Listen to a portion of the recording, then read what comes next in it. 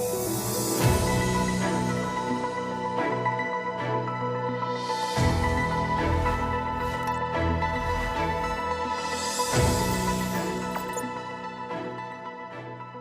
are a lot of people who entirely depend on their SNAP benefits to buy groceries.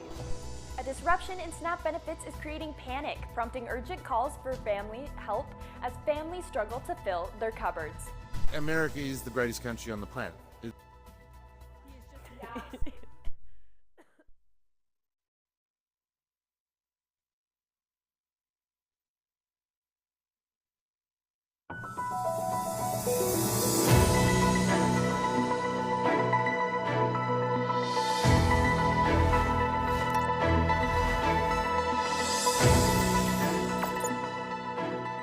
There are a lot of people who entirely depend on their SNAP benefits to buy groceries. A disruption in SNAP benefits is creating panic, prompting urgent calls for help as families struggle to fill their cupboards. America is the greatest country on the planet. People from 37 countries are sworn in as U.S. citizens at a naturalization ceremony at BYU. I think it really helps you appreciate what you have, but also just happy to serve other people. A nonprofit in West Jordan is spreading cheer to kids around the world, one toy car at a time. Welcome to Universe Live. I'm Adri Moon. And I'm Rachel Ravston. Thanks for joining us. The government shutdown has now stretched into its 5th week, and as time goes on, new effects are starting to show. Universe Live reporter Ella Habemeyer joins us from Provo, where the community is feeling the strain. Ella? The ongoing government shutdown paused SNAP benefits for the first time in the program's history. Now, over 180,000 Utahns face uncertainty on how they will pay for groceries this November. SNAP benefits are monthly federal funds that help low-income individuals and families buy groceries. During previous shutdowns, the federal government found ways to keep food benefits flowing. But this time, the process is slower, and the Trump administration says it will only release half of the usual SNAP benefits for November. There are a lot of people who entirely depend on their SNAP benefits to buy groceries. And knowing that those were not going to be available starting in November really has caused a lot of panic. Utahns Against Hunger Executive Director Gina Karinia organized a Hunger is Scary event outside the federal building in Salt Lake City to urge the White House to release the funding for SNAP benefits. We need them to urge the governor to call the White House and tell him to release the funds ASAP as ordered by 2 federal judges. Until those funds roll out, Utahns are stepping up to fill the gap themselves. A local church took to the streets to help those in need. So we just thought, let's give out groceries and give out food as much as we can. So that's what we did. Happy to bless you. While Signs and other volunteers say they want to bring some hope and relief to their neighbors as they wait for federal help, community efforts like this can only go so far. For every meal that is provided by a food pantry, SNAP provides 9. And so there's just no way that our current system, our current charitable system, even as generous as it is, can fill that gap of SNAP. Local food banks across Utah are already seeing that strain. At Community Action Services and Food Bank in Provo, staff say the first day without SNAP benefits has been busier than ever. So this is the first day that we've been open since the shutdown. So we have seen, people coming in who are needing help because their SNAP benefits have been cut, and we have yet to see the promised funds come in. Until full federal funding returns, communities will need to rely on each other to make sure no one goes hungry. Local food banks across the country are asking for donations and volunteers as the government continues to roll out SNAP benefits. Reporting for Universe Live from Provo, Utah, I'm Ella Habermeyer. Thanks, Ella. Utah voters came out to make their voices heard in this year's general municipal elections. I voted today because I know it's my duty as a citizen. I feel very proud to be one.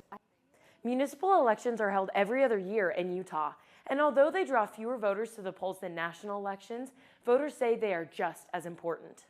This is your life and your family's life. If you love people in Provo, eventually you'll have some experience with it. Voters say local elections directly influence housing, traffic, and city planning, all of which affect people's day-to-day lives. They say casting ballots helps them feel connected to the community. They encourage people to find voting locations near them. Dozens of people took a life-changing step right here on campus. Universe Live reporter Brooke Christensen shows us where the ceremony happened, where their lifelong dream of U.S. citizenship became reality. I'm here at the BYU Hinckley Center where 73 people just officially became U.S. citizens, marking a huge milestone. Australia? Lance Scott moved from Australia to the United States 20 years ago and finally became a citizen. America is the greatest country on the planet. It's as simple as that. If you actually get out there and travel around and look, America is the greatest country on the planet. So being part of that, contributing to that, and making it a greater place, that's what I want to do. He is just one of 73 people from 37 countries that became citizens right here on BYU campus. These new citizens are from places like Japan, Madagascar, Nepal, Bulgaria, Burma, Canada, Denmark, Greece, South Korea, and so many more. God bless America, because I've been able to live the American dream. BYU worked with the U.S. Citizenship and Immigration Office to put on the event, and it was directed by Field Office Director at the Salt Lake City office of the United States Citizenship and Immigration Services Office, Michael Crabtree, with words from Congressman Mike Kennedy and Vice President of Belonging, Carl Hernandez. We find common purpose in the belief that every person deserves freedom, opportunity, and fairness before the law. The oath you take today is a sacred vow and commitment to that Constitution and to each other. Hannah Jones has helped put together the last 3 naturalization ceremonies on campus and cries every time. Every single time, I always say, oh, I get used to it. I'm not going to cry. I'm not going to feel emotional. And then whenever I hear a story about someone's father passing away or their wife on their deathbed saying, go and become an American citizen, I can't stop it, just to get teary-eyed. America is the country of opportunities. Mireya Espinoza Ortiz is from Mexico and also became a citizen after living in the United States for the last 5 years. I feel very patriotic. She says her favorite part of the United States is the diversity. In Mexico, I know Mexicans, and here I know everything. So I know the Europe and Asian and everything, and I know more the cultures too. Throughout the ceremony, the new citizens were not only congratulated, but also reminded of the new responsibility they have to get engaged. I would just encourage you to continue to give back to your communities and thank you for becoming American citizens today and making us a better country. Thank you very much. More than just a ceremony, today's events mark a new chapter for these citizens where they can fully engage in American civic life. Reporting for Universe Live from Brigham Young University, I'm Brooke Christensen.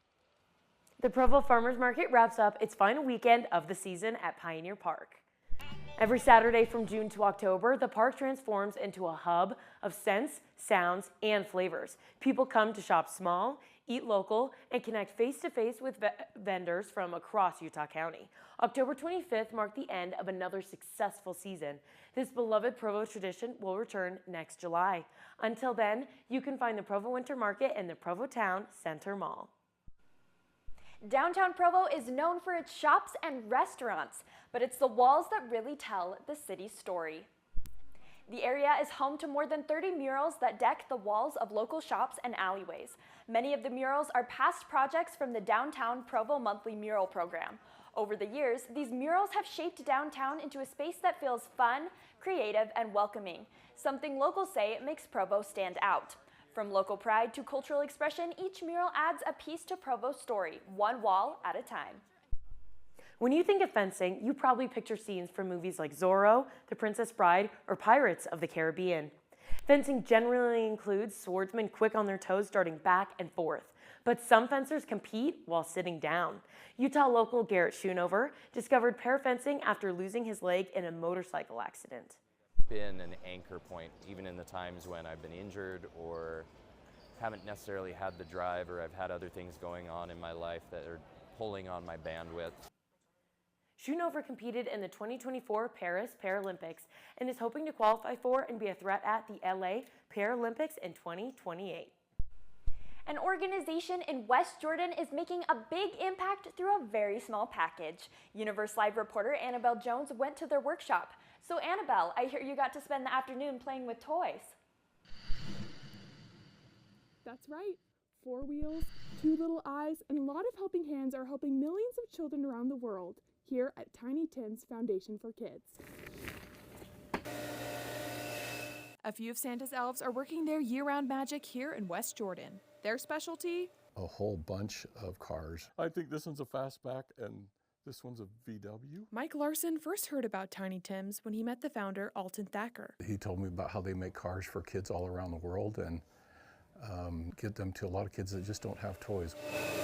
The nonprofit builds and delivers 125,000 toys every year to children around the globe. These are built to last for a long time. They're pretty sturdy cars and they'll last for years. Yeah, I was excited to get this one done. Sandy Lindorf and her husband came to volunteer one day and says they were instantly hooked.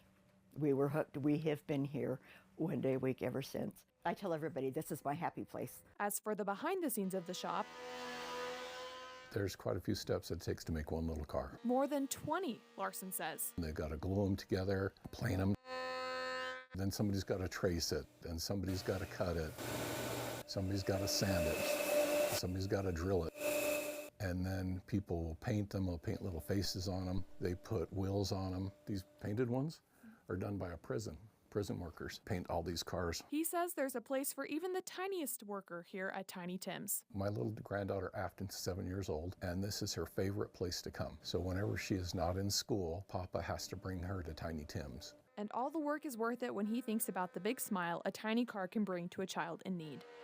It's just fun to see their faces when they get them. They were just shocked that you would give them anything. They were just thankful. And this spirit of service affects more than just the kids. Alton used to say that he didn't know who enjoyed this more, the people making the cars, the people giving the cars, or the people receiving the cars, because all along the process is just fun.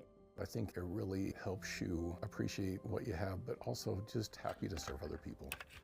They just seem to love them. The organization welcomes volunteers of all skill levels. You can find more information at tinytimstoys.org. Reporting for Universe Live, here in West Jordan, I'm Annabelle Jones. Thanks, Annabelle. That seems like a very special place. I better race over to find out for myself. The Cougar Marching Band is a key part of BYU football games.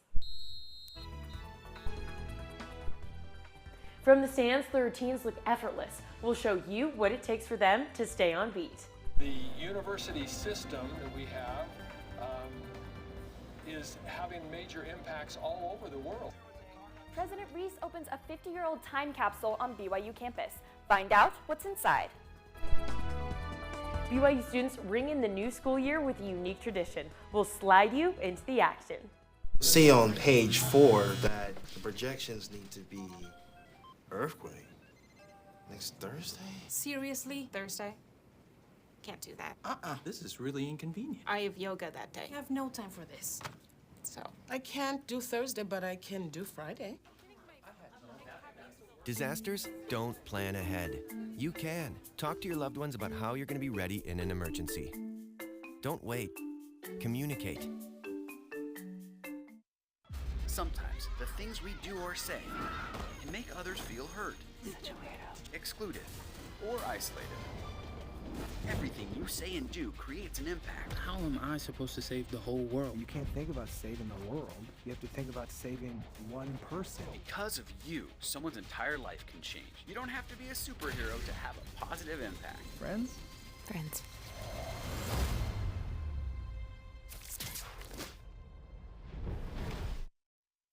Hey Bobo, do trees tell each other stories?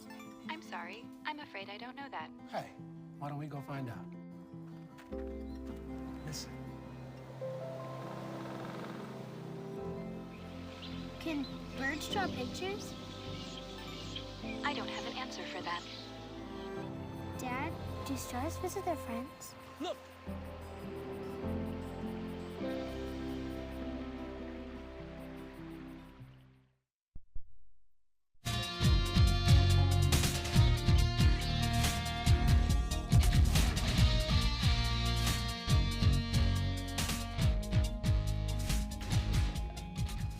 Oats are a seemingly simple breakfast food, but inside each grain lies DNA that BYU professors are helping decode, and their work could shape the future of farming, nutrition, and food security.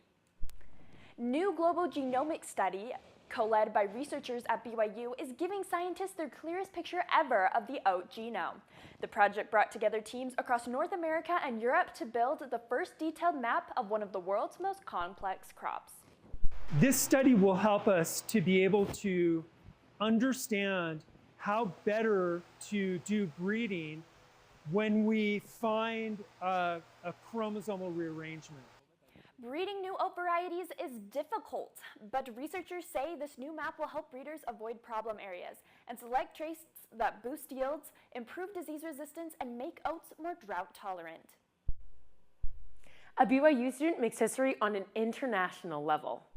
Sophomore Ashley Breinholt earned her historic second-place finish in what is often called the Olympics of the Chinese language. With only 2 days to prepare a speech, debate, performance, and a stand-up comedy routine, Breinholt competed in the Chinese bridge competition and received the highest rank in BYU history. I was shocked to be going into the top 30 and then let alone the top 5. Breinholt took first place in North and South American continents and second place in the international competition. She is grateful for the opportunity to compete with talented contestants and showcase Chinese culture on a global stage. She encourages anyone interested in experience with international Chinese to apply to the competition. The BYU football games are famous for their electric ambience, and that unforgettable energy is channeled by the Cougar Marching Band. Universe Live reporter Spencer Adolphson gives us a look into what puts a pep into these musicians' steps. Where words fail, music speaks. That's where the Cougar Marching Band comes in. With a momentous year for BYU athletics, they're working hard to energize fans every time the Cougs protect Lavelle's house.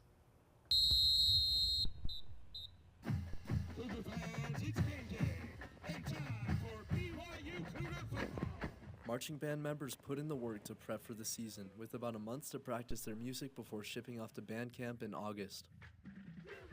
This is a full week of intensive training, where they learn to work as a team and memorize formations. We've been getting our music ready, really focusing in and making sure that we sound good together as an ensemble. And then in the mornings and at nights, we're outside. We're really disciplining ourselves to make sure that it looks clean and is ready for game day. They might not be the ones running the ball, but their absence would stick out like a patch of dead grass in the end zone. Think of Star Wars. You don't have any music in the background. What does Darth Vader mean at that point? Without his soundtrack, he's just a breathing entity that, he picks people up with the Force. Under each Shaco cap is a dedicated fan doing their part for their school. First of all, I'm a dedicated fan. My motto has always been, what's the season like? 12-0, baby. That's my answer. If we lose a game, 11-1, baby. If we lose another, 10-2, baby. It's always, we're going to be on top. Hundreds of students audition for a spot every single year, and those interested can find information on the Cougar Band website. Reporting for Universe Live on the BYU campus, I'm Spencer Adolphson. Thanks, Spencer. Next time you're cheering on the Cougs at the game, keep your eyes and ears out for the band. Students at BYU create a game that's based on how well you can flirt. Miguel's so confident in himself. He's like, I can have anybody. And the chickens are like, no, he can't. He's insane. In the game Dragon Kisser, players become a lovesick chicken trying to save a medieval Spanish village by romancing a dragon. Video game director London McCombs created this game because she wanted a challenging video game that wasn't super violent. So I was like, I really wish there was a game for people who loved, it was hard and difficult, like Elden Ring, and it had the similar mechanics, except it was for total wusses like me. McCombs hopes others enjoy her game just as much as her team does. BYU opens its 50-year-old time capsule. BYU President Shane Reese and librarian Rick Anderson opened a time capsule as part of BYU's sesquicentennial celebration. The capsule was removed from the spot it has been buried in at the library for 5 decades. Inside were a variety of items like freeze-dried gummy bears, President Oaks' gavel, a $5 bill from 1975, and former quarterback Gifford Nielsen's jersey. The university system that we have is having major impacts all over the world. The time capsule not only showed what BYU looked like 50 years ago, but also the people's hopes for what BYU would become. Students slide into the new semester at the True Blue Foam event. Universe Live reporter Daisy Arvinen went to experience this annual BYU tradition. I'm here at the Heelman Fields where the BYU True Blue Foam event is taking place. Students are going crazy over this foam. Woo! Students line up, wait for their turn, and glide into clouds of blue foam. Master student Dylan Atkinson has been studying at BYU for 5 years, and this is his first time sliding through the foam. I went down and my full face just got covered in foam and could barely breathe for a second, but then just had a good time sliding down, so it was awesome. The Student Connection and Leadership Center website says the foam is made from a product called Foam Daddy and a dye called Highlight Blue. Freshman Joel Jackson plummeted through the foam 5 times. The foam buildup at the end was nice, you know, I got to stand up and look like the snowman basically, which was great. The foam is non-toxic and washes out, but students must shower off before they leave. BYUSA Activities Director Triton Lavender started planning the event back in May. He says it took more than 100 people to make this tradition happen this year. It takes a lot of people from a lot of different places to make something like this happen, or any event that we run happen. It's impressive. Lavender says that the event introduces freshman students to BYU. It's an opportunity to take a break from schoolwork and have fun. Students of all ages have come out here to show their Cougar spirit. It's a great way to start the year off with a bang. Reporting for Universe Live at the Helaman Fields, I'm Daisy Arvinin. Students at BYU are putting the motto, "Go forth and serve," into action during Service Week. As part of its 150-year celebration, BYU set up service stations across campus. Activities included blood drives, thank you notes, and painting light catchers for the elderly. The projects were designed so that even the busiest of students could take a moment to stop and serve in between classes. Coordinators say events like these help students looking for a sense of community on campus. She's challenging stereotypes on 2 wheels. The sport is definitely focused on men. We'll introduce you to a female dirt biker who is breaking barriers in her sport. I went and bought a ranch so I could rescue physically abused horses. It was meant to rescue animals. Instead, it helped rescue a man. We'll take you inside this local rescue and its powerful story.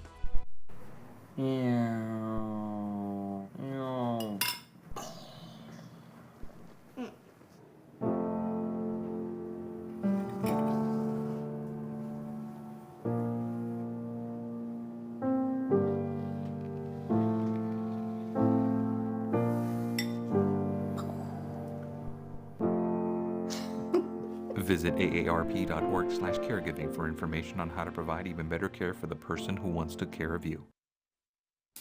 1 in 3 adults has pre-diabetes. 1 in 3. That means it could be you, your favorite brother, your other brother, you, your football buddy, your football buddy, you, the boss, the boss's boss. If 1 in 3 adults has prediabetes, that means it could be you, your barber, your barber's barber. Nice work. Thanks. You, your plumber, Breathe right into your foot. your plumber's masseuse. Yes. You, your dog walker, On your left. your cat jogger. Or you, your co-pilot, your co-pilot's co-pilot. While 1 in 3 adults has prediabetes, with early diagnosis, prediabetes can be reversed. Take the risk test at doihaveprediabetes.org to know where you stand. From gear that doesn't fit to online criticism, women in power sports say they're still fighting for visibility and support. Universe Live reporter Leah Westfall introduces us to one woman who is facing these challenges. Here in Utah, the outdoors are almost a way of life, and power sports are a big part of that. But even in a state known for its trails and adventure, this industry is still dominated by men. Amber is a working mother of 3 who just started riding dirt bikes a few years ago when her boyfriend introduced her to them. She quickly discovered how tough the sport can be for women. Getting into it as a woman, if you don't have a partner who helped you get into it, it could be intimidating because the sport is definitely focused on men. Anything from like gear to how you learn how to ride. to the bikes themselves or are meant for men. Amber began posting her progress online, but was met with harsh criticism. Anytime I post anything like that, of me crashing or a fail or something, like, men will be in the comments just tearing me apart. Like, oh, well, that makes sense, she's a woman. Like, or like the little emoji with the teacup. I think one that I see online a lot is people just not taking women seriously riding. I think women are looked as more of like a sex symbol on a motorcycle than actually a competent rider. Staff at a local power sports dealer say they see the gender gap firsthand. A lot of the women that get into riding motorcycles and doing those types of things are usually brought in with a husband or a boyfriend that are looking to have them join them in something that they're passionate about.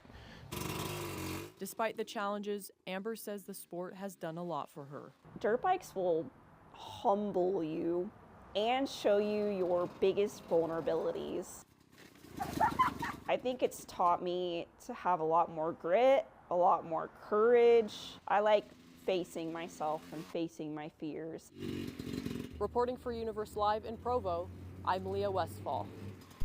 A pickleball tournament draws players together for an afternoon of games, free food, and community impact. We're trying to support those causes and provide an opportunity for young professionals to be able to give back to their community and to be able to feel connected. United Way's Emerging Leaders Society hosted the doubles tournament. Every dollar raised goes to United Way's community centers in Payson, Provo, and American Fork. These centers help kids build friendships, discover a love of learning, and succeed in school. At a Utah farm, rescue goes both ways. The people help the animals, and the animals help the people. Universe Live's Stacy Stilovich takes us there. I'm out here in West Jordan at the Farm Animal Rescue, and while we can do a lot for animals, they can also do a lot for us. The Farm Animal Rescue is home to dozens of farm animals, all given a second chance after being neglected, abandoned, abused, or surrendered by their owners who can no longer care for them. He's learning his place. I went and bought a ranch so I could rescue physically abused horses and kind of grew from there. That's how the farm all started. Founder Gil Ma runs the farm himself with the help of a few volunteers. While he takes care of these animals, he says it was the animals that took care of him first. We all have different ways of coping with trauma. For me, going through trauma as a child, instead of becoming what had happened to me and perpetuating the trauma, I found animals were unconditional love. Ma says the animals helped him heal from an abusive childhood. Ran off. I could have animals, and that filled a spot in my heart that was empty. Over the years, the farm has grown into a rescue for not just animals, but people too. My mantra has become to make a difference in at least one person's life every day. I don't make the difference, the animals do.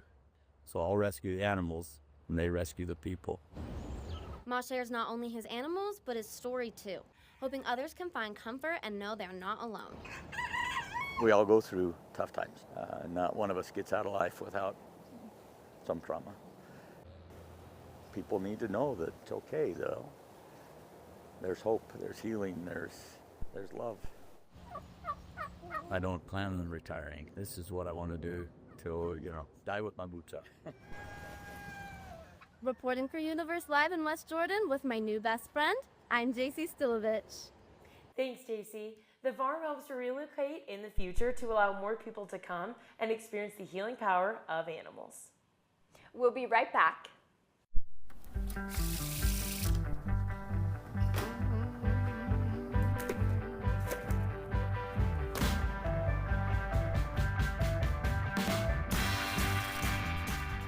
Time and time again, when I'm doing street magic, I'll walk up to someone and I can just see that they're against me, right? They don't want to be amazed. They don't want this experience to happen. But then the magic happens. Can we be there? And all that falls away. I know that some will say, come on, man. It matters a little bit. Stunned. I believe in magic. It's the experience of waking up and seeing things the way you saw them before they became ordinary. I needed to try. That's the goal. I'm looking for that experience of wonder. Never get old. The Sky Room hosts a Hogwarts feast filled with food, fun, and a little bit of magic. Walk in, like the movie's going, have the music, and like we're in our costumes, and it's just like, it feels like Hogwarts. You know what I mean? Like it feels like Hogwarts. This is like how they like the enchantments, whatever. It's just like awesome. Attendees went all out with their costumes, and the food itself truly brought the feeling of a Hogwarts feast. With that magic, I feel like we were at the Hogwarts feast. Me too. Well, thanks for joining us today for Universe Live.